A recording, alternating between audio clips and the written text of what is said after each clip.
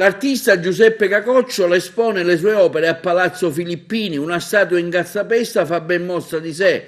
Ricordiamo che giorni fa lo stesso artista aveva realizzato in un altro angolo della città un piccolo santuario con tanto di statua del Santo Nero chiusa in una vetrata inserita in una nicchia in pieno stile medievale.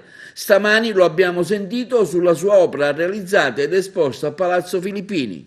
Un monumento commemorativo alla figura materna, una figura così importante, così unica che spesso e volentieri, vista la consuetudine, dimentichiamo praticamente l'importanza.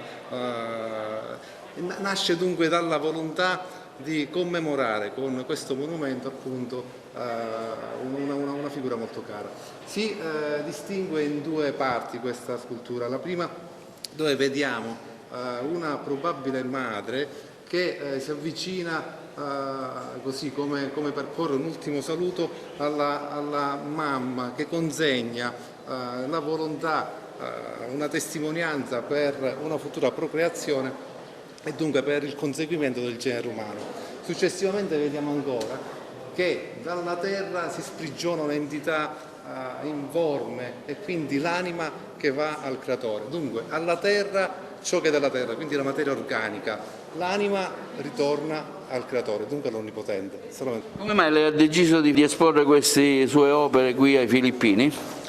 Semplicemente per una sorta di passione, per condividere appunto con i miei concittadini ciò che può essere anche interessante e bello, quindi è inutile tenerle a casa così, diciamo, come collezione privata. Volontà appunto era metterle in mostra, appunto, che altri potessero guardare, apprezzare, ammirare contenuti così leggeri, realizzati con materiale, diciamo così, di risulta, perché è cartapesta alla fine. Sì.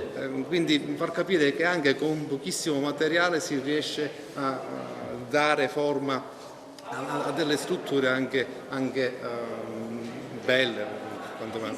Questo è un prototipo. Quindi la struttura in cartapesta è semplicemente messa in questo contesto per presentarla alla cittadinanza. Successivamente ci sarà una raccolta fondi per realizzarla in bronzo, dove speriamo venga posta sullo spazio antistante del cimitero. Ricordiamo sempre che è un monumento commemorativo.